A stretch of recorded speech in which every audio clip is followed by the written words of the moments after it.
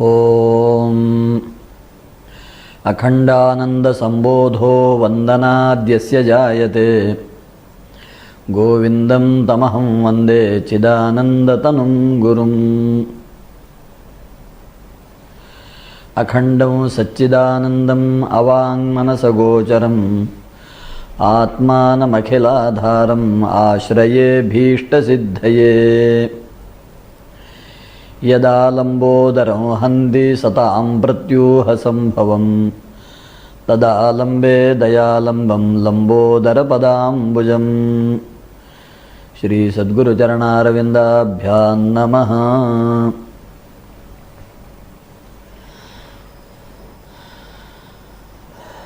सुखयति धनमेवेत्यन्तराशा पिशाच्या दृढ़तरमुपगूढ़ो मूढ़लोको जडात्मा निवसति तदुपान्ते संततं प्रेक्षमाणः व्रजति तदपि पश्चात् प्राणमेतस्य हृत्वा।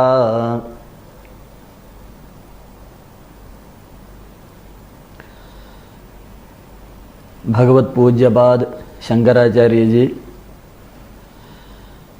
सर्व वेदांत सिद्धांत सार संग्रह ग्रंथ के द्वारा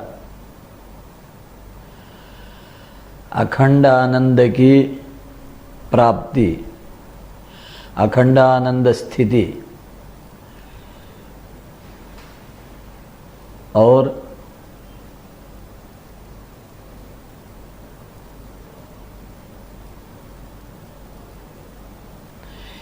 जीव ब्रह्मैक्य बोध किस प्रकार हो,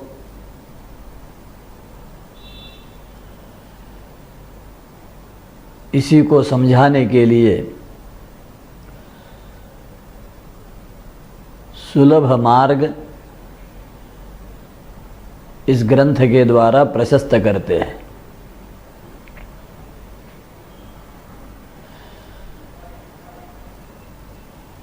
अखंड आनंद की प्राप्ति स्थिति अधिकारियों को होती है। अधिकारी उनको माना गया है कि जिनके पास साधन चतुष्टय संपत्ति है। साधन चतुष्टयों में प्रथम नित्यानित्य विवेक, दूसरा साधन यहाँ मूत्रार्थ फल भोग विराग अर्थात वैराग्य, तीसरा साधन समाधि षटक संपत्ति और चौथा साधन मुमुक्षुता। इन चारों को मिलाकर जिसके पास साधन संपत्ति परिपूर्ण है वही साधक इस ब्रह्मात्मैक्य बोध के लिए, अखंडानंद स्थिति के लिए अधिकारी माना गया है। और यह अधिकार प्राप्त होने में जो दूसरा साधन वैराग्य, उसकी उपलब्धि के लिए, उसकी सिद्धि के लिए संसार से विरक्ति होने हेतु जो अनेकानेक उपाय शंकराचार्य जी बता रहे हैं, बड़े विस्तार से उन्होंने बताया है। पहले काम मनुष्य को किस प्रकार कष्ट देता है, पतित कर देता है, संसार में बद्ध कर देता है, इसको बताने के पश्चात पिछले पाठ में हमने देखा कि धन मनुष्य को किस प्रकार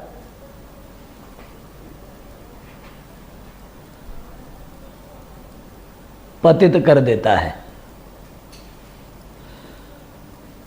पूर्व चिंतन के अंत में हमने देखा था धनेन मदवृद्धि स्यात्,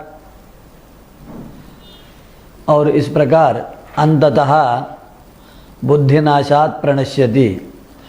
धन के द्वारा मद की वृद्धि होगी, मद की वृद्धि से स्मृति का नाश होगा, स्मृति के नाश से बुद्धि का नाश होगा, और बुद्धि का नाश होने से मनुष्य का संपूर्ण पतन हो जाएगा। इस प्रकार धनमूलक अनर्थ परंपरा को शंकराचार्य जी ने बड़े ही सुंदर ढंग से बताया। उसी को और अलग अलग आयामों के द्वारा, अलग अलग दृष्टांतों के द्वारा, अलग अलग संदर्भों से समझाने के लिए यहाँ पर कहते हैं, सुखयति धनमेवेत्यंतराशा पिशाच्या दृढ़तरमुपगूढ़ः मूढ़लोको जड़ात्मा निवसति तदुपान्ते संततं प्रेक्षमाणः व्रजति तदपि पश्चात प्राणमेतस्य हृत्वा। अर्थात धन मुझे सुखी करेगा, धन की प्राप्ति होने से मैं सुखी बनूंगा, इस प्रकार की एक आंतरिक आशा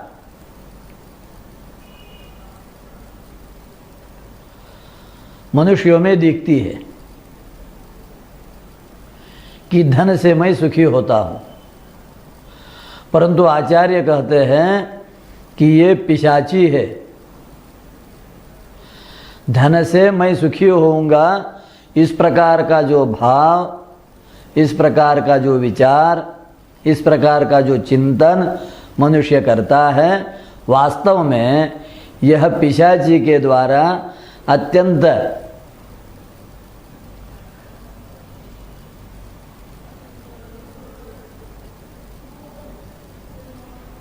घट्ट पकड़ा हुआ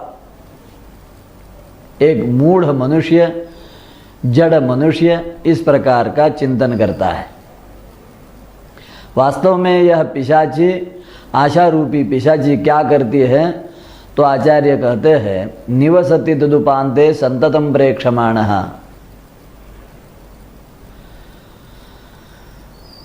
यह धन रूपी पिशाची उसके साथ हमेशा रहती है और अंततः इसके प्राणों का ही हरण कर लेती है और बाद में स्वयं भी वहाँ से त्याग करके निकल जाती है।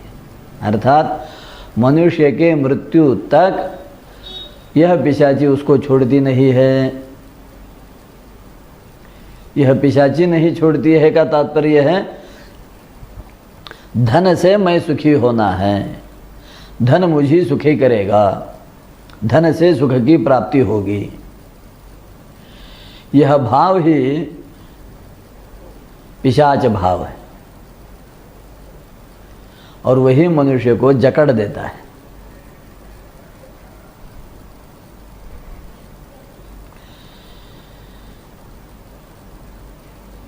पिशाची के सिद्धांत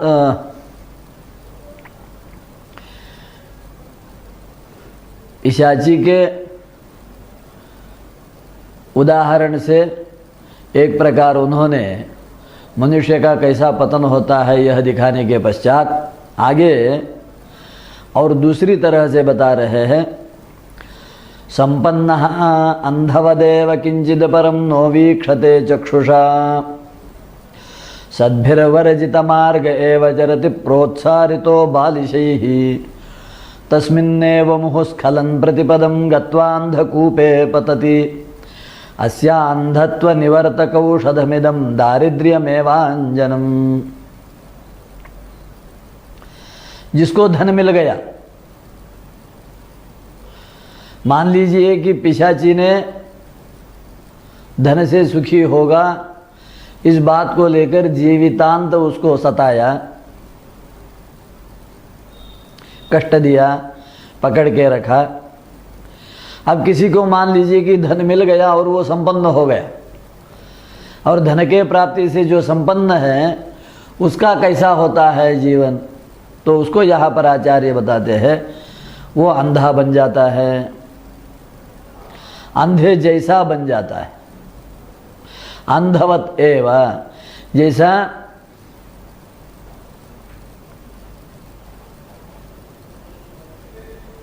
चक्षु ना होने से मनुष्य को अपने सामने के किसी भी पदार्थ का दर्शन ना होता है, ना परिचय होता है, ना कुछ पता चलता है। वो कुछ नहीं देख पाता है। क्यों? क्योंकि उसके चक्षु में दृष्टि नहीं है। तो शंकराचार्य जी कहते हैं उसी प्रकार जिसके पास धन आ गया, संपन्न हो गया, वह मनुष्य अंधा बन जाता है और उसको अपने सामने कुछ दिखता नहीं है। अपने अगल बगल में कुछ दिखता नहीं है, अपने ऊपर नीचे पीछे उसको कुछ दिखता नहीं है।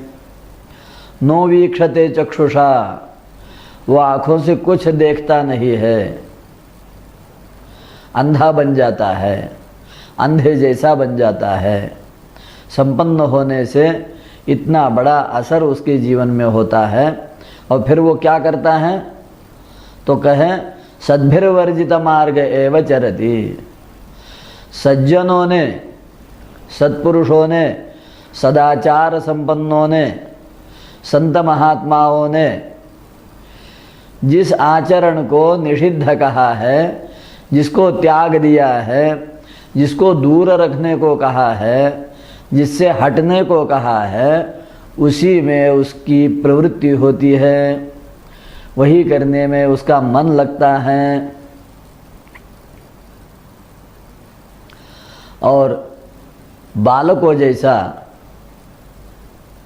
वह उसमें अत्यंत उत्साह से प्रेरित हो जाता है। फिर उस सज्जनों के द्वारा त्यक्त मार्ग पर चलते चलते बार बार गिरता है। गिरते गिरते गिरते गिरते अंततः कहते हैं अंधकूपे पतति।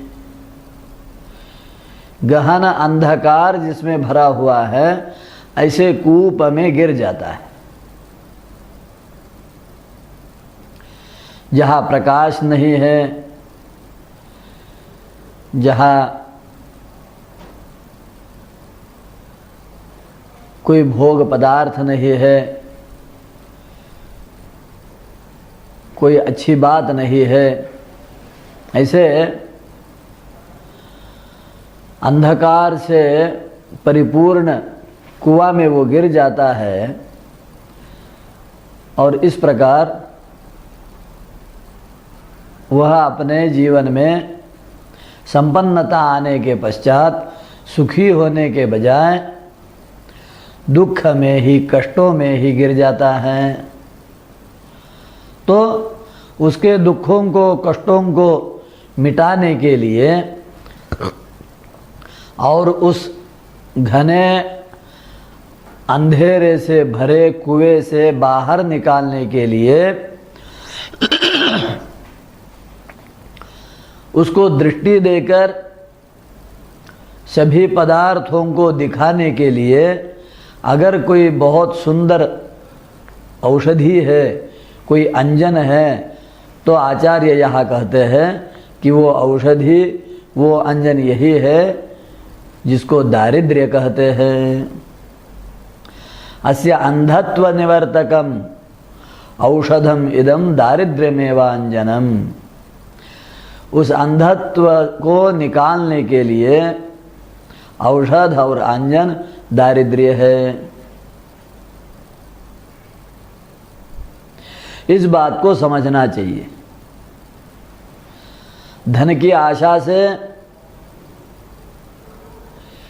पिशाची की जैसी वो आशा मृत्यु तक साथ देकर मनुष्य को कष्ट देती है। धन की प्राप्ति होने से संपन्न हो गया, अब आशा रूपी पिशाची नहीं रही, परंतु अब अंधत्व आ गया, फिर वो गहरे अंधे कुएं में गिर गया, दुखों के, कष्टों के सागर में लहराने लगा, डूबने लगा। तो फिर उपाय क्या है इसका?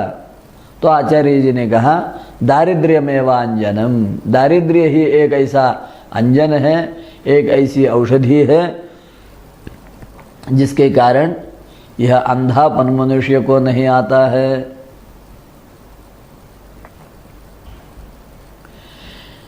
केवल इतनी ही बात है क्या? कोई एखादा विवेकी होगा, धन के होने से भी, संपन्नता होने पर भी उसमें अंधापन नहीं आता है, तो उसका क्या नाश होगा, उसको क्या कष्ट होगा? तो उसी बात को शंकराचार्य जी आगे बताते हैं कि भले ये मान के चलते हैं कि उसमें अंधत्व नहीं आया, परंतु धन के कारण चित्त शुद्धि तो होनी नहीं है, अपितु दुर्गुण बढ़ते हैं। जैसे लोभः क्रोधश्च दंभश्च मदो मत्सर एव च वर्धते वित्त संप्राप्त्या कथम तच्चित्त शोधनम। लोभ, क्रोध, दंभ, मद और मत्सर, यह 5 ऐसे भयंकर शत्रु है, आत्मविघातक तत्व है कि जो धन की प्राप्ति होने से बढ़ने लगते हैं। जहाँ पर धन होगा वहाँ पर लोभ होगा, जहाँ पर धन होगा, संपन्नता होगी, वहाँ पर क्रोध होगा, जहाँ पर संपन्नता होगी वहाँ पर दंभ होगा, उसके पश्चात वहाँ पर मद भी आएगा और मत्सर भी होगा, और ये 5 मिलकर उसको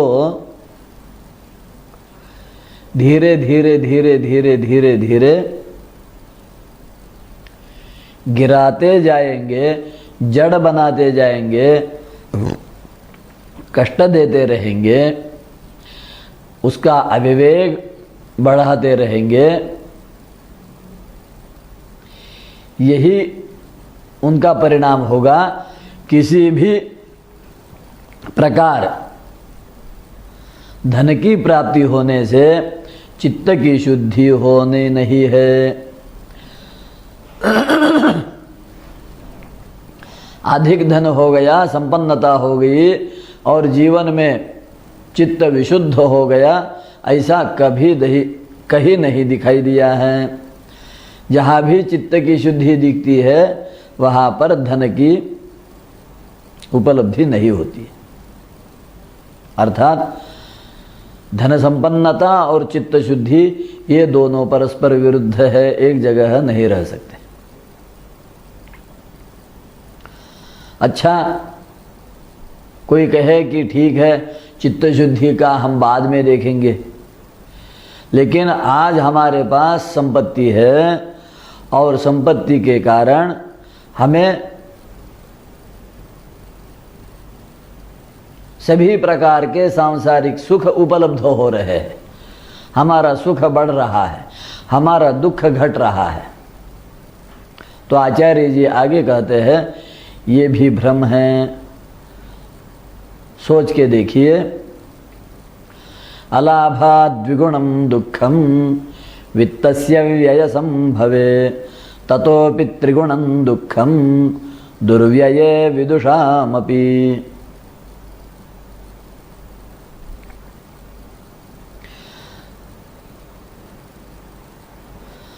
धन की प्राप्ति ना होने से जो दुख है उससे दुगुना दुख हो जाता है प्राप्त हुए धन का व्यय करते समय। जब धन खर्चा होता रहता है तो दुख और बढ़ता है, और वही खर्चा, वही धन का व्यय जिसको अपव्यय कहा जाता है, यह अगर अपात्र में हो जाए, व्यर्थ में ही धन खर्चा हो जाए तो बड़े बड़े ज्ञानी लोगों को भी अत्यधिक दुख होता है। मेरे ना जाने कितने पुण्यों का प्रभाव रहा, भगवान की कितनी बड़ी कृपा रही, कितना मैंने कष्ट किया, और उस सब के बाद मेरे पास आया हुआ धन व्यर्थ में ही खर्चा हो गया, तो वो बहुत ज़्यादा दुख ही देता है। धन आ गया और उसके पीछे सुख आ गया, ऐसा तो दिखता नहीं है। इतना ही नहीं, शंकराचार्य जी आगे कहते हैं कि धन किसी के पास होता है तो उसको चैन से नींद नहीं आती है, ना ही वो पेट भर रोटी खा पाता है। दृष्टांत देते हैं, जैसे घर में सांप आके बैठा है, छिपा हुआ है,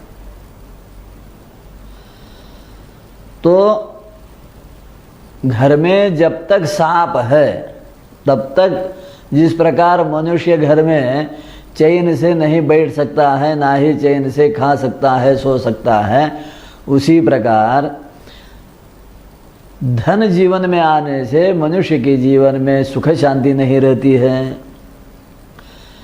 जैसे घर में घुसा हुआ सांप प्रतिक्षण मनुष्य को अशांत करता है, अस्वस्थ करता है, विचलित करता है, दिग्भ्रांत करता है, भयभीत करता है, हतोत्साह करता है,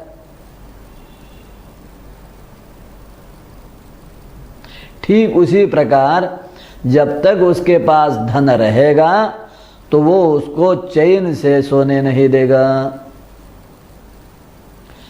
नित्याहितेन वित्तेन भय चिंता न पायिना चित्तस्वास्थ्यम कुतो जंतोः गृहस्थेना हिना यथा। इस श्लोक के द्वारा शंकराचार्य जी यही बात बताते हैं। भय और चिंता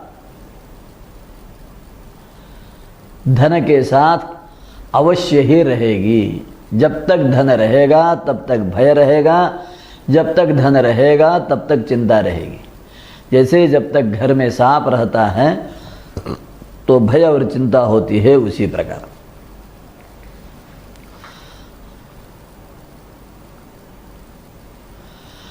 अब जिसके पास धन नहीं है वो कैसे रहेगा, इसको आगे शंकराचार्य जी कहते हैं। कांतारे विजने वने जनपदे सेतौ निरीतौ च वा चोरैर्वापि तथेतरैर्नरवरैर्युक्तो वियुक्तोऽपि वा निःस्वस्थतया सुखेन वसति ह्याद्रीयमाणो जनैः क्लिश्नात्येव धनी सदा कुलमतिः भीतश्च पुत्रादपि। अत्यंत गहन और निर्मनुष्य वन में हो, चाहे जनपद में हो, चाहे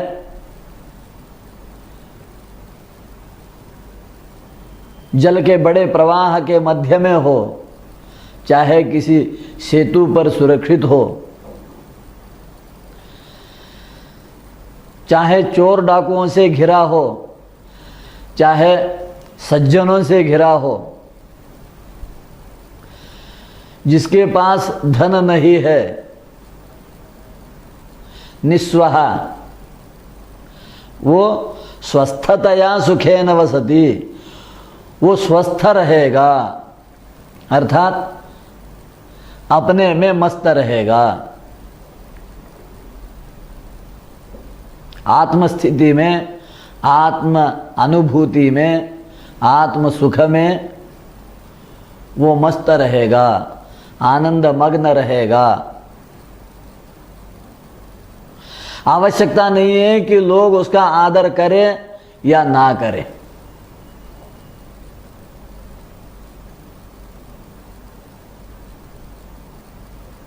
चाहे उसके चारों ओर चोर डाकू भरे हो या चाहे उसके चारों ओर सज्जन सत्पुरुष बैठे हो, उसको कोई फर्क नहीं होता है। परंतु इसके विरुद्ध जो धनी है वो आदर करने वाले लोगों के द्वारा घिरा हुआ होने के बावजूद क्लिश्नात्येव, वो तो केवल कष्ट ही अनुभव करता है और हमेशा हमेशा उसकी बुद्धि व्याकुल हो जाती है। और भय तो ऐसा कि अपने पुत्र पर भी उसको भरोसा नहीं होता है, अपने बेटे से भी वो डरने लगता है कि कहीं बेटा मेरा धन छीन ना ले जाए या धन के लिए बेटा कहीं मुझे उठा के बाहर ना कर दे। तो धन के होने से और धन के ना होने से दोनों प्रकार के परिणाम कैसे होते हैं इसको शंकराचार्य जी बताते हैं और उसके पश्चात समझाते हैं कि अरे सज्जन, सुख की इच्छा करने वाले, मोक्ष की इच्छा करने वाले है साधक, इन सब चिंताओं को, भय को त्याग दो और मन में यह निर्णय कर लो, तस्मादनर्थस्य निदानमर्थः पुमर्थ सिद्धिर्न भवत्यनेन। ये जो अर्थ है ये अनर्थ का निदान है। अर्थ के द्वारा किसी का भी कोई पुरुषार्थ सिद्ध हुआ दिखता नहीं है, अपितु अर्थ केवल अनर्थ का ही कारण दिखता है, अनर्थ को ही बढ़ाता हुआ दिखता है। कोई पुरुषार्थ सिद्धि इस अर्थ के द्वारा होती नहीं दिखती है। और ये समझो, ये जानो कि इसी बात को अपने मन में जिन्होंने पक्का पकड़ लिया, जिन्होंने पक्का समझ लिया कि अर्थ अनर्थ का मूल है, अर्थ के द्वारा किसी भी प्रकार पुरुषार्थ सिद्धि अर्थात मोक्ष की प्राप्ति होनी नहीं है, ऐसे ही लोग क्या करते हैं? वनान्ते निवसन्ति सन्तः सन्न्यस्य सर्वं प्रतिकूलमर्थम्।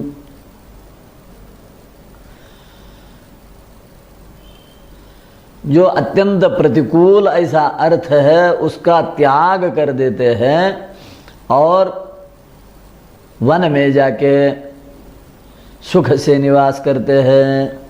उनके जीवन में भय और चिंता नष्ट हो जाती है। उनको ना चोरों का भय होता है, ना नष्ट होने की चिंता होती है, ना प्राप्त करने की इच्छा होती है और ना ही जो प्राप्त हुआ उसके रक्षण का उपाय सोचना पड़ता है। वो तो केवल आत्मानंद में रममाण होते हैं।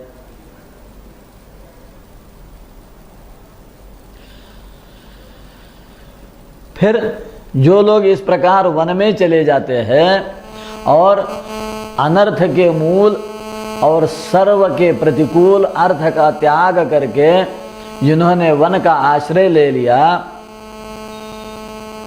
अर्थात सामान्य लौकिक जीवन का त्याग कर दिया, अब उनका कुछ परिवार भी होता है। उनके साथीदार कौन होते हैं? कौन उनके सगे संबंधी होते हैं? किनके साथ उनका जीवन सुख से व्यतीत होता है? तो इस बात को शंकराचार्य जी बहुत सुंदर आगे बता रहे हैं श्रद्धा भक्तिमतीं सतीं गुणवतीं पुत्रान् श्रुतान् सम्मतान् अक्षय्यं वसुधानुभोगविभवैः श्रीसुन्दरं मन्दिरं सर्वं नश्वरमित्यवेत्य कवयः श्रुत्युक्तिभिर्युक्तिभिः सन्न्यस्यन्त्यपरे तु तत्सुखमिति भ्राम्यन्ति दुःखार्णवे।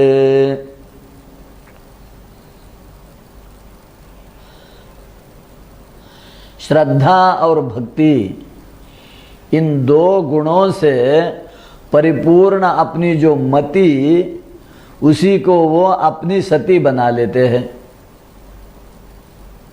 अर्थात श्रद्धा और भक्ति युक्त जो बुद्धि है वही उनकी सखी बन जाती है, पत्नी बन जाती है।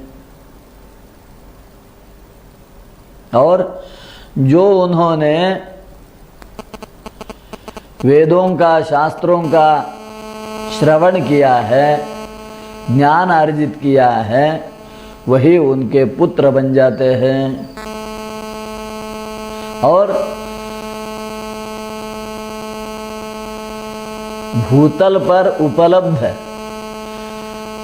अक्षय भोग उनके लिए प्राप्त हो जाते हैं और अत्यंत सुंदर ऐसा मंदिर उनको मिल जाता है। अर्थात वन की किसी कंदरा में फलमूलों का यथेष्ट सेवन करते हुए और प्रकृति ने दिए हुए जलवायु का, आहार इत्यादि का सेवन करते हुए प्रकृति के सानिध्य में अत्यंत निर्भय होकर, भय चिंता से रहित वे सज्जन साधक सुख से रहते हैं। उन्होंने वेद वचनों को, शास्त्र वचनों को युक्ति के द्वारा बार बार चिंतन करते हुए यह मान लिया है सर्वम नश्वरम। जो भी दिख रहा है, जो भी उत्पन्न हुआ है, ये सारा नष्ट होने वाला है, यह सारा दुख परिणामी है। तो कहीं भी वो आसक्त नहीं होते हैं, कहीं भी स्नेह का पाश अपने गले में नहीं डाल लेते। केवल आत्मचिंतन में वे सुखपूर्वक विचरण करते रहते हैं और यही उनको सुख की उपलब्धि होती है। और जो लोग इस प्रकार संसार का त्याग नहीं करते हैं, संसार से संन्यस्त नहीं होते हैं, वो तो दुख रूपी सागर में घूमते ही रहते हैं। अलग अलग प्रकार से शंकराचार्य जी वैराग्य उत्पन्न होने के लिए एक से बढ़कर एक दृष्टांत, उदाहरण और संदर्भ बता रहे हैं। जीवन के अलग अलग आयामों को प्रकट कर रहे हैं। आगे फिर एक सुंदर बात बता रहे हैं। सुखमिति मलराशौ ये रमन्ते त्रगेहे कृमय इव कलत्र क्षेत्र पुत्रानुशक्त्या सुरपद इव तेषां नैव मोक्ष प्रसंगः अपितु निरय गर्भ वास दुख प्रवाहः। जो लोग अपने घर में रमते हैं सुख ऐसा समझते हुए, वास्तव में वो मल में ही कीड़ों के जैसे खेल रहे होते हैं।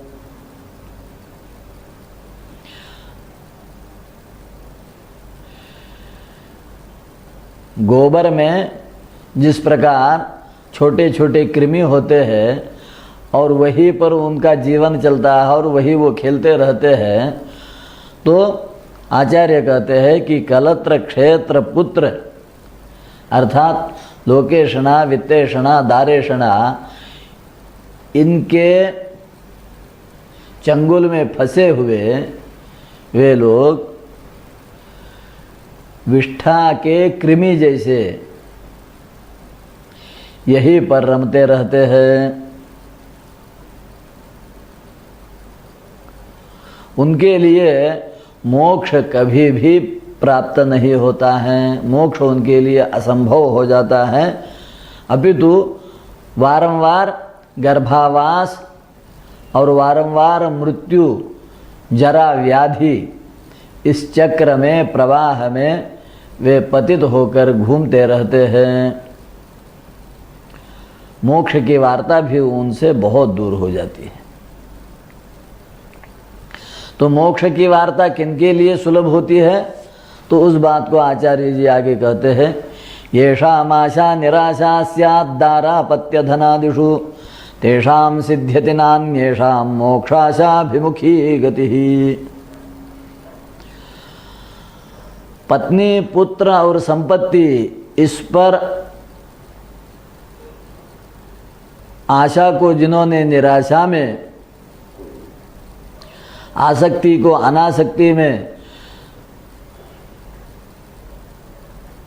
स्नेह को विवेक के द्वारा अलग कर दिया, उन्हीं लोगों के लिए मोक्ष सिद्ध होता है। वही लोग मोक्ष की ओर आगे कदम बढ़ा सकते हैं। जो लोग मोक्ष की ओर कदम आगे बढ़ाते हैं, उनका जीवन कैसा होता है, वो किस आधार से चलते हैं, उनके साधन क्या होते हैं, उस बात को शंकराचार्य जी बहुत सुंदर आगे बता रहे हैं। सत्कर्म क्षय पाप्मनां श्रुतिमतां सिद्धात्मनां धीमतां नित्यानित्य पदार्थ शोधनमिदं युक्त्या मुहुः कुर्वतां तस्मादुक्थ महाविरक्त्यसिमतां मोक्षैककाङ्क्षावतां धन्यानां सुलभं स्त्रियादिविषयेष्वाशालताच्छेदनम्। स्त्री, पुत्र, धन, संपत्ति इत्यादि विषयों में जो आशा होती है, उस आशा का छेदन करना, उस आशालता का उच्चाटन करना, जो अत्यंत दुर्लभ, दुर्घट, दुर्भर, कष्टदायक दिखता है, वो उन्हीं धन्य पुरुषों के लिए सुलभ हो जाता है कि जो निरंतर सत्कर्मों के द्वारा अपने पापों का क्षय करते हैं,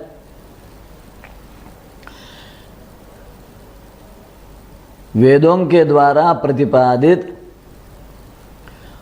उपाय करते हैं और नित्य अनित्य पदार्थ का शोधन बार बार करते रहते हैं, युक्ति के द्वारा, वेद वचनों के द्वारा, सत्संग के द्वारा। और उसका परिणाम ये हो जाता है कि उनके हाथ एक सुंदर सा खड्ग आ जाता है। वो कौन सा खड्ग है? तो महाविरक्त्यसि ही तस्मादुत्थ महाविरक्त्यसि मताम। इस प्रकार वेद प्रतिपादित सत्कर्मों के द्वारा पापों का क्षय करने के पश्चात जो सिद्धात्म हो गए ऐसे बुद्धिमान लोग जब निरंतर युक्तियों के द्वारा नित्य और अनित्य पदार्थ का शोधन करते रहते हैं, तो उस नित्य अनित्य पदार्थ विवेक के जागृत होने से उनके जीवन में विरक्ति नाम का शस्त्र उत्पन्न होता है, वैराग्य नाम का शस्त्र उत्पन्न होता है। और वैराग्य शस्त्र जिन्होंने हाथ में ले लिया और केवल मोक्ष ही जिनके मन में आकांक्षा होती है कि मुझे तो केवल मोक्ष ही चाहिए और कुछ नहीं चाहिए, सामान्य भोगों से लेकर ब्रह्मलोक पर्यंत के सभी भोगों के प्रति जिनके मन में अत्यंत ही अनासक्ति हो जाती है, विरक्ति हो जाती है, तुच्छता हो जाती है, ऐसे लोग धन्य हो जाते हैं अपने जीवन में और अत्यंत सुलभ ही सहज ही वो आशा रूपी लता का छेद करने में समर्थ होते हैं।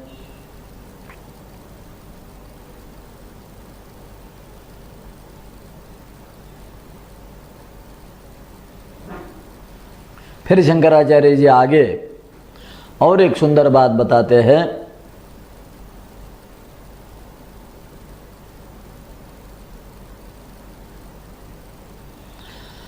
संसार में मनुष्य को पतन करने के, गिराने के 3 बड़े स्थान है, 3 द्वार है। और जो उन 3 द्वारों को पार कर ले, उनमें फंस ना जावे, वही मृत्यु के भय से मुक्त होता है और मोक्ष के सुख को प्राप्त होता है। तो वो 3 द्वार कौन से हैं? तो यहाँ आगे के श्लोक में बता रहे हैं। संसार मृत्योर बलिनः प्रवेष्टुम द्वाराणि तुत्रीणि महान्ति लोके कांता च जिह्वा कनकंजता निरुणध्यस्तस्य भयं न मृत्योः। प्रथम द्वार बताया कांता, अर्थात स्त्री मोह। कामिनी के प्रति जो व्यामोह होता है वह प्रथम द्वार है जो मनुष्य को गिरा देता है। दूसरा व्यामोह होता है जिह्वा का, अर्थात रसनेन्द्रिय। रसनेन्द्रिय मनुष्य को अत्यधिक कष्ट पहुंचाता है। जिन्होंने अपनी रसना पर जीत नहीं पाई, जिन्होंने अपनी रसना को जीत नहीं लिया, वे लोग संसार में कहीं भी जय नहीं पा सकते हैं। इसलिए कहीं बताया जाता है जितम सर्वम जिते रसे। जिसने रसना को जीत लिया उसने सभी को जीत लिया। रसना को जीतना बहुत कठिन होता है और यह एक बहुत बड़ा विघ्न करने वाला द्वार जीवन में आता है। और तीसरा भयंकर द्वार बताया है कनक, अर्थात सुवर्ण। तात्पर्य है धन से। तो कामिनी तरह तरह के स्वादु पदार्थ और धन संपत्ति, ये तीनों मनुष्य को मृत्यु के भय से ग्रस्त कर देते हैं। जिन्होंने इन तीनों से मुक्ति पाई, इन तीनों पर जिन्होंने जय पाई, वही इनको पार करते हैं और आगे जाके मोक्ष सुख का अनुभव कर पाते हैं, आनंद ले पाते हैं। इसी बात को आगे शंकराचार्य जी ने बताया है और सुंदर। मुक्ति श्री नगरस्य दुर्जयतरम द्वारम यदस्त्यादिमं तस्य द्वे अररे धनंजय युवती ताभ्याम पिनद्धं दृढ़ं कामाख्यार गलदारुणा बलवता द्वारं तदे तत्रयं धीरो यस्तु भिनत्तिसोर्हति सुखम भोक्तुम विमुक्तिश्रियः। जो धीर मनुष्य मुक्तिश्री नगर में प्रवेश करने के लिए उसके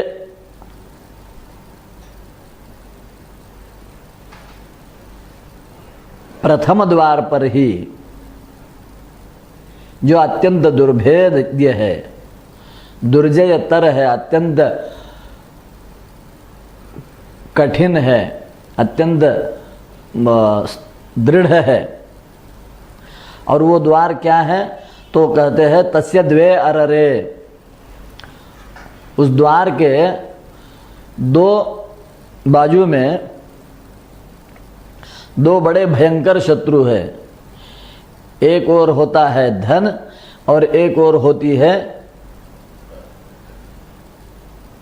कामिनी, अर्थात कांचन और कामिनी। ये दो ऐसे भयंकर शत्रु होते हैं, बलशाली शत्रु होते हैं कि उनको परास्त करके उस द्वार से अंदर जाया ही नहीं जाता। और मान लीजिए कि किसी ने बड़ा पुरुषार्थ किया और कांचन और कामिनी को वश कर ले लिया या उनको परास्त कर लिया, तो भी कहते हैं कामाख्यार्गल दारुणा बलवता। उस द्वार को बंद करने के लिए एक जो बड़ी श्रृंखला होती है या एक जो बड़ा अड़सर होता है, अर्गल होता है, वो काम है। अब कामिनी और कांचन दोनों एक साथ होने पर भी किसी के अंतःकरण में काम का प्रादुर्भाव ना हो जाए, ये अगर संभव है तो उसी को मोक्ष श्री की उपलब्धि हो सकती है। उसी को धीर कहा है। हजारों में, लाखों में, करोड़ों में कोई एक ही ऐसा महाधीर पुरुष श्रेष्ठ होगा कि जो कांचन और कामिनी के होते हुए कामनाग्रस्त ना होकर और इन सब को अपने अंदर प्रवेश ना करने देते हुए आगे बढ़ता जाएगा, तो वही मोक्ष सुख को प्राप्त कर सकता है। इस प्रकार अत्यंत सुंदर वर्णन किया है।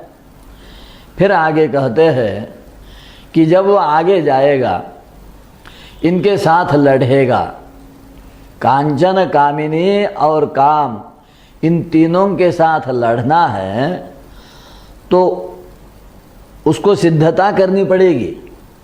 ऐसे ही कोई इनके साथ लड़ नहीं सकता है, तो कैसे लड़ेगा, क्या होगी उसकी सिद्धता? तो शंकराचार्य जी कहते हैं आरूढ़स्य विवेकाश्वं तीव्र वैराग्य खड्गिनः तितिक्षा वर्मयुक्तस्य प्रतियोगी न दृश्यते। विवेक रूपी अश्व पर आरूढ़ हो जाओ, तीव्र वैराग्य ही खड्ग जैसा अपने हाथ में धारण करो, अर्थात तलवार। सामने मार्ग में आने वाले शत्रु को परास्त करने के लिए हाथ में तलवार होनी आवश्यक है, और वो तलवार है तीव्र वैराग्य।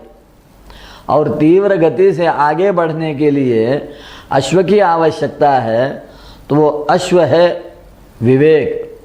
और फिर ये दोनों होने के बावजूद अपनी सुरक्षा होनी आवश्यक है, तो अपनी सुरक्षा के लिए कवच भी धारण करना पड़ेगा। तो इस मोक्ष द्वार पर, मोक्ष नगर में प्रवेश करने वाला जो धीर पुरुष है, उसके लिए कवच क्या बनेगा? तो आचार्य जी ने कहा तितिक्षा वर्मयुक्तस्य। तितिक्षा अर्थात सहन करने की शक्ति, सहन करने की इच्छा।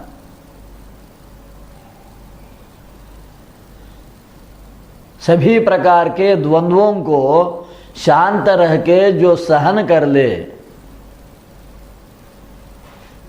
उससे आहत ना हो।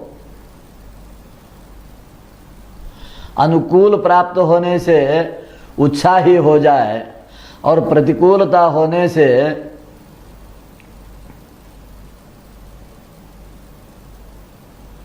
उदास हो जाए, ये दोनों भी आवश्यक नहीं है। अपितु अनुकूल और प्रतिकूल दोनों को भी सहन करे और विवेक रूपी अश्व पर आरूढ़ होते हुए निरंतर तीव्र गति से आगे बढ़ता जाए, तो ऐसा ही कोई धीर वीर पुरुष अपने जीवन के रहते हुए मोक्ष नगर में प्रवेश करके मोक्ष श्री की प्राप्ति कर सकता है।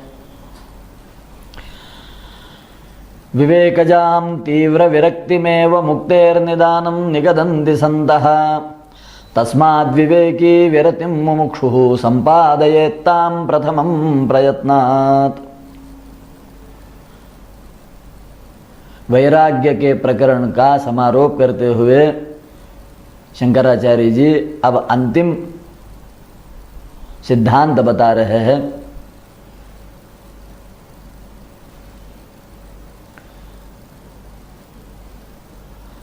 पचास से अधिक श्लोकों में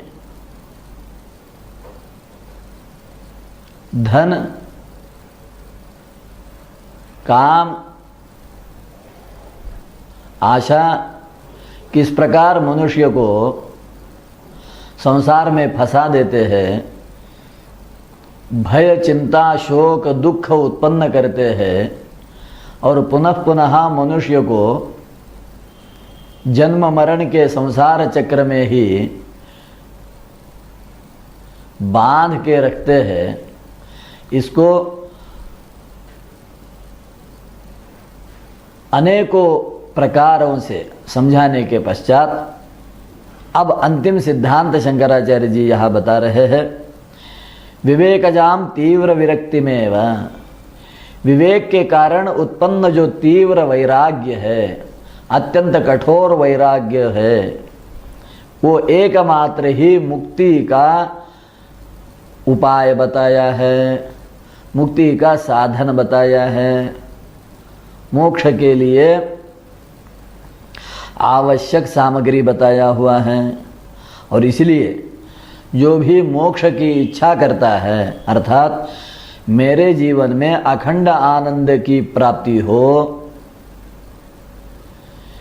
मुझे जीव ब्रह्म ऐक्य का संपूर्ण ज्ञान हो, इस प्रकार की इच्छा रखने वाला प्रत्येक मनुष्य अपने जीवन में सर्वप्रथम प्रयत्नपूर्वक विवेक के द्वारा वैराग्य को साध्य ले, वैराग्य को प्राप्त कर ले। पुमान अजात निर्वेदः देह बंधम जिहासितुं नहि शक्नोति निर्वेदः बंध भेदो महानसो।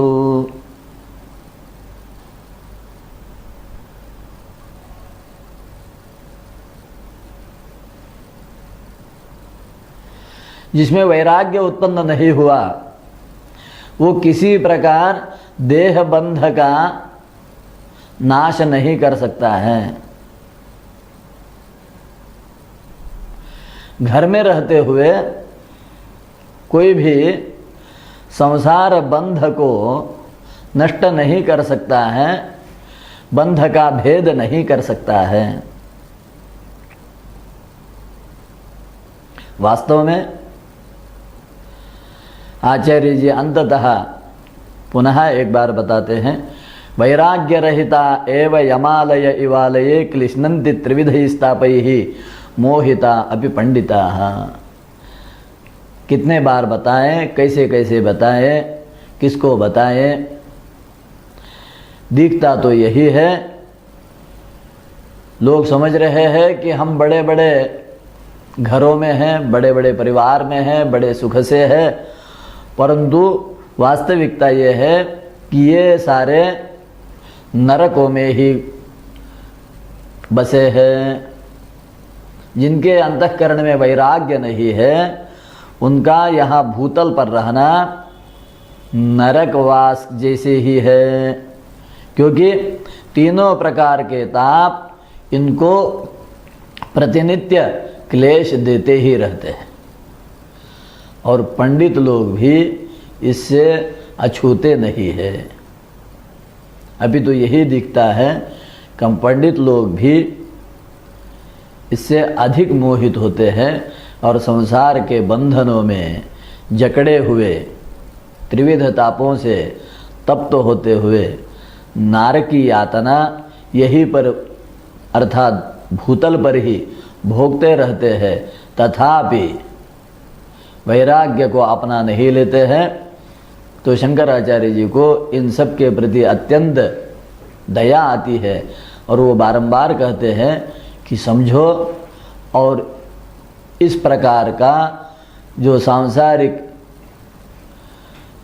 आशा रूपी पिशाचा ने बनाया हुआ बंधन है, उससे अपने को मुक्त करो।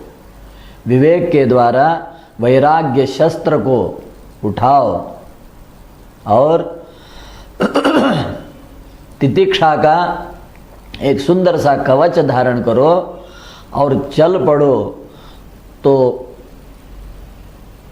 मोक्ष नगर में प्रवेश कर सकते हो। कांचन कामिनी दोनों द्वारपालों को और उनके पीछे जो अड़गर के रूप में आड़ा पड़ा हुआ काम है उसको भी जीत सकते हैं और धैर्य के द्वारा आप मोक्षश्री को प्राप्त कर सकते हैं। और इसलिए इस दूसरे अधिकारी के साधन के रूप में जो वैराग्य माना गया है, जिसको इहा मूत्रार्थ फल भोग विराग कहा है, उसको किस प्रकार सिद्ध करना है, उसका स्वरूप कैसा होना चाहिए, उसका परिणाम कैसा होता है, उसके विरोधी कौन है, उनको किस प्रकार जीतना है, यह सारी बातें यहाँ पर सर्व वेदांत सिद्धांत सार संग्रह में शंकराचार्य जी ने अत्यंत उत्तम रीति से सभी वेदों का, शास्त्रों का सार एकत्र करते हुए हम लोगों को समझाया है। इसके पश्चात जो तृतीय साधन अर्थात समाधि षट्क संपत्ति, अर्थात शम दम तितिक्षा उपरति श्रद्धा और समाधान, इन 6 गुणों का अपने में संपादन करना, बढ़ाना, इसके लिए प्रथम उनको समझना आवश्यक है। तो समाधि षट्क संपत्ति के विषय में आचार्य जी आगे आगे बता रहे हैं।